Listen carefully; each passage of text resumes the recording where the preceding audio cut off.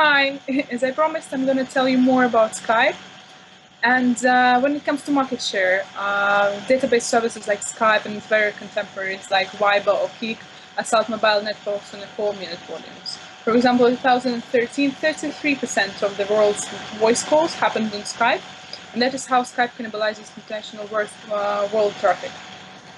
But Skype's popularity hasn't yet progressed to the extent that they are impacting on non-data-based call minutes, though this may change over this year or 2016, depending on evolving consumer perceptions or service reliability and access to the high-quality Wi-Fi spots when out of the home. Yahoo Messenger, Google Talk, and Skype, they're losing ground now on messaging system, and there is no doubt that Facebook messaging system is a major factor in the desktop messaging decline. Yet it is hard to avoid the notion that rapidly multiplying messaging apps on smartphones are the biggest headache for Skype right now. And after all this, they're coming third after Facebook Messenger and WhatsApp, who's going to add voice calls in there. And also Skype is used for business web conferencing. And in that market share, they're also the leaders with GoToMeeting, Google Hangouts, Join Me, and WebEx.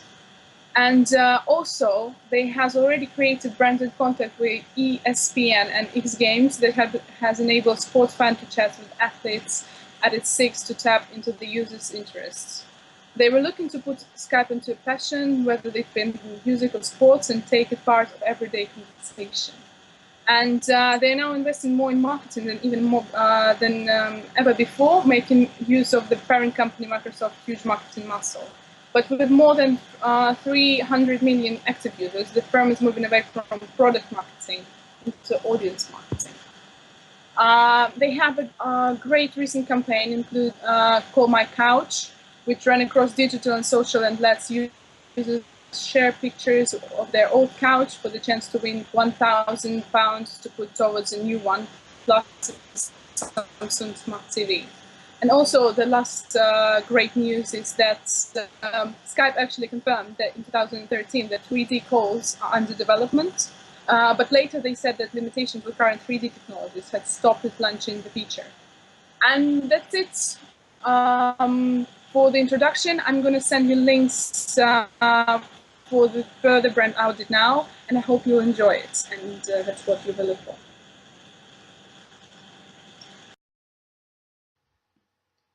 Two 2003 is the year when Skype company is founded. In 2005, eBay purchases Skype, and in the same year, the video call is introduced. Following that, in 2006, connection fees for Skype or calls are introduced, and in the same year, company reaches 100 million users. The interesting fact about 2007 in Skype's history is that Skype users were unable to connect to the network because of Wi-Fi crash in Skype system. In 2008, company begins to focus on increasing the quality of video calls. In 2009, eBay sells 70% of Skype to various investors, and what is more, in 2009, Skype launched applications for the iPhone and Android users. In 2010, Skype released updates that allows group video calls with up to 4 participants. In 2011, Microsoft acquired Skype for $8.5 billion. In 2011, Skype has more than 100 million active users, and they spend 700 million minutes of Skype-to-Skype calls and 300 million minutes of Skype video calls every day. Skype service took off quickly, and its technology has quickly boomed to 300 million users at a rate much faster than the telephone and cell phone. And now I will introduce some Skype trademarks. Skype brand logo is without any surrounding text or background, so it stands out. And as you can see, white and blue colors dominate. allows people to make video, voice, and group calls, instant messaging, screen sharing, and file sharing absolutely for free. Skype Access Wi-Fi allows to get online at public Wi-Fi hotspots and pay only for the minutes used with Skype credit. Skype to Go is a number that everyone gets when they buy Skype credits or subscription. Skype Phone is a phone that was specially designed to keep in touch with people without having to turn on a computer. People just need to have a Skype phone and a Skype account to make free Skype to Skype calls and great value calls to mobiles and landlines.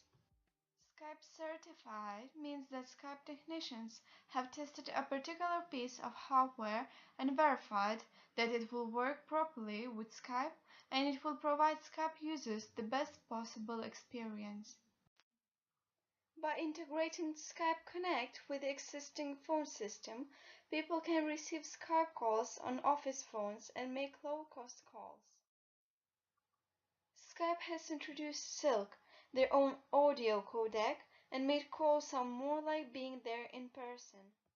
Skype Manager is a web-based management tool that lets people to set up, manage, and report on the usage of Skype across the company, all in one place.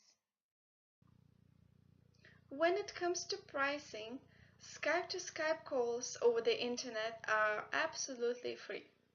However, if using Skype subscriptions, prices vary according to the country. For example, 60-minute monthly subscription to USA would cost from 69 pence per month. When to China and UK, the prices start from 79 pence per month. There is also an option to pay as you go that would cost only a few pence per minute. The following table shows Skype price rates for the UK.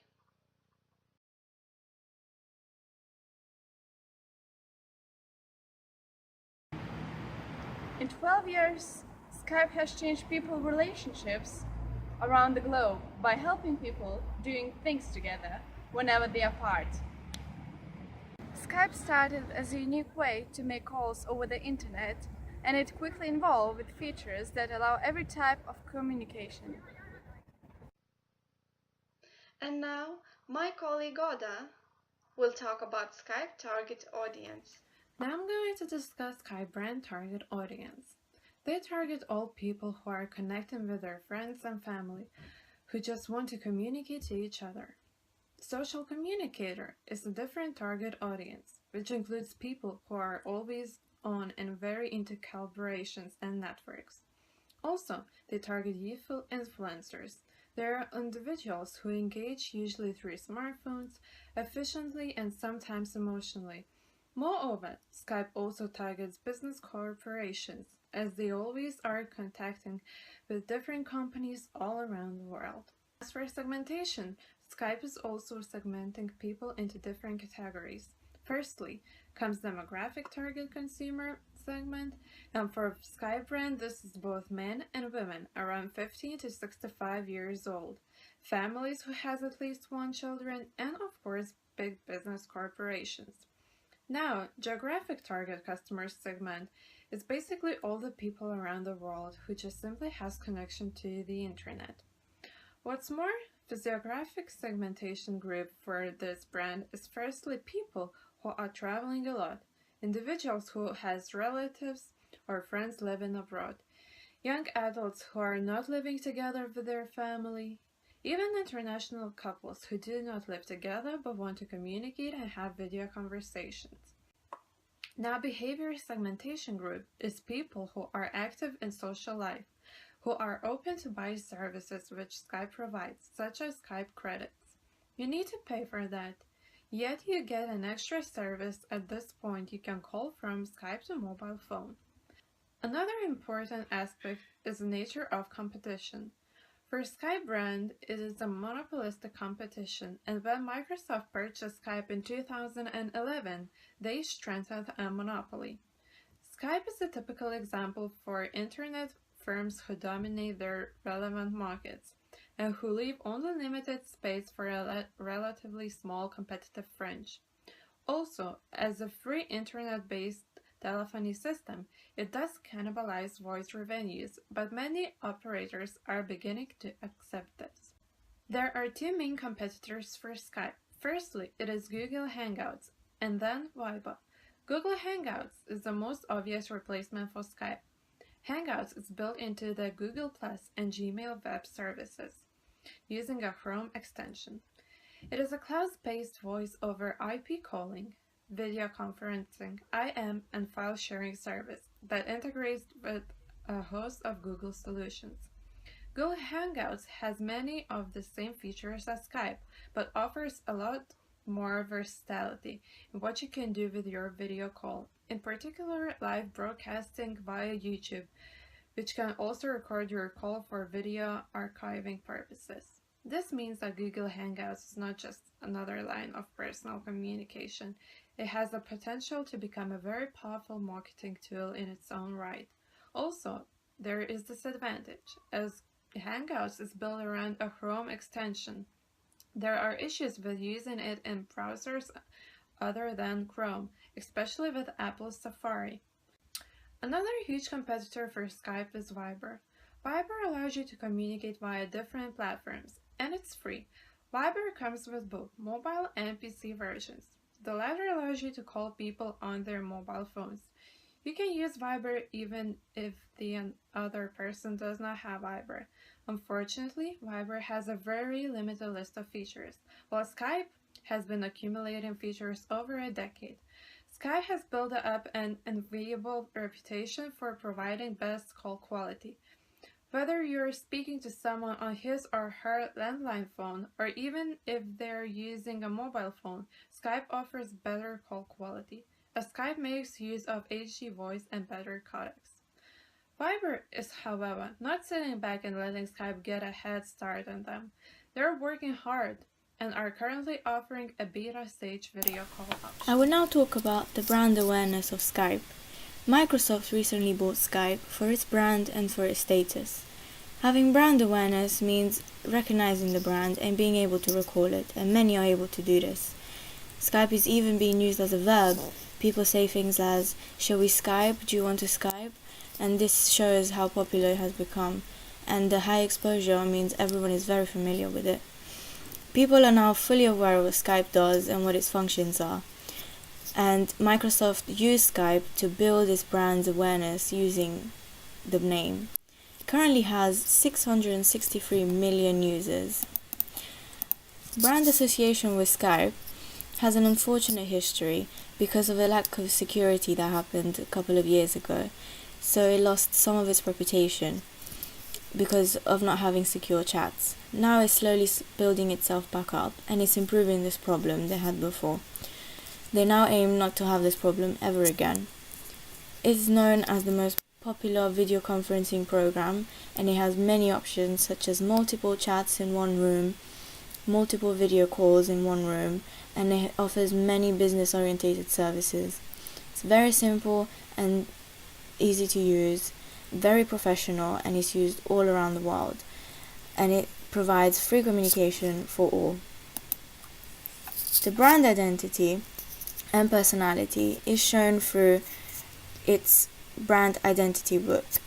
This is a book, sort of a guideline, and it explains how their identity is created through the design and its simplicity. It highlights things such as the logo design and how it managed to adapt to different languages and different countries. Even the president of Estonia, which is where Skype is from, actively attempts to associate Skype with his own country. This shows how important Skype has become as an identity, and it has personality. He labeled it as innovative, ambitious, not large in numbers, but large in ideas, which is what he believes his country is all about. Now we'll move on to Lydia for the next 3 topics about brand: perceived quality, brand image, and brand resonance. Let's now look at what perceived quality is and how it links to Skype.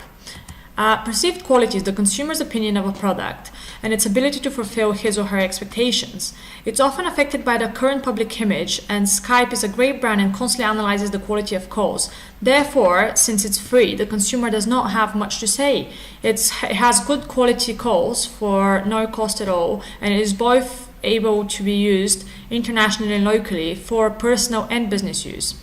Moving on to brand image. Skype's brand image is very easygoing. It's a cool brand which is known worldwide, and both for its international communications on personal and business level. It's very easy to use, and its graphics represent this user-friendly interface which can be used by all generations. Let's now look at what brand resonance is. Skype's brand resonance is expressed by people repeatedly using the service for both personal and professional use. Throughout always asking how their service is, Skype keeps an active communication with their customers, as well as through their programs which they use on social media. For example, the likes it has on Facebook, the followers it has on Twitter, and how it keeps in contact with by its customer services. After every single Skype call, you get a little pop-up on your screen which asks you about the quality of your call and how it could be improved and what could be done to be for the user face to be better. Let's see how Keller's brand equity model breaks resonance down into 4 categories. First of all is behavioral loyalty. This includes regular and repeat purchases. For example, one can purchase Skype credit or simply just use Skype constantly when they need to make a free call. Attitude or attachment is the second category. Therefore, it's the customer's love towards the brand and the product, and as they see it as a special purchase. For example, some people organize Skype dates where they can catch up with friends who live abroad and don't have time to call internationally, as it's very expensive. The sense of community is the third category. The customers feel a sense of community with people associated with the brand. For example, other companies and consumers. You can get a pop-up on your browser which lets you connect and call companies for free when you want to make inquiries internationally, and therefore you're constantly feeling the sense of community with other Skype users. The fourth category is the active engagement. This is the strongest example of brand loyalty. Customers are actively engaged with the brand even when they're not purchasing it or consuming it. It could be by joining a club, using charity events on Skype, participating in online chats, marketing events, and following the brand on social media, or just taking part outside in activities outside where Skype is promoting, for example. Therefore, my recommendations for Skype would be to change people's perceptions about the brand being owned by Microsoft, as it's had some negative impact. They would need to work more on the brand equity and reposition themselves again on the market, that the values in people's minds don't change. Skype is free of use, it's convenient, it's user-friendly, it's a good way to keep in touch, and the service is always adapting and creating new innovative ideas which can let the user continue using it from different surfaces. For example, mobile, there was a Skype phone at one point, and therefore it's always up to date with its clients and the requirements to fulfill the client's needs. Skype hasn't changed much, it stays the same, but the best video conferencing service available out there is negotiable, as the younger generation Y, for example, tend to use different social platforms to connect with friends, but in some cases Skype still is the strongest and best quality for free. You don't have to pay to use the service at all, and you can use it on any level, any platform, anytime. You can also be up to date with your friends' lives, as you can upload a picture, a status, you can change your status from online to offline, to in a meeting, to busy. Therefore, it's a good social platform which can be used both personal and business use. This concludes our strategic brand management presentation on Skype. Thanks for watching.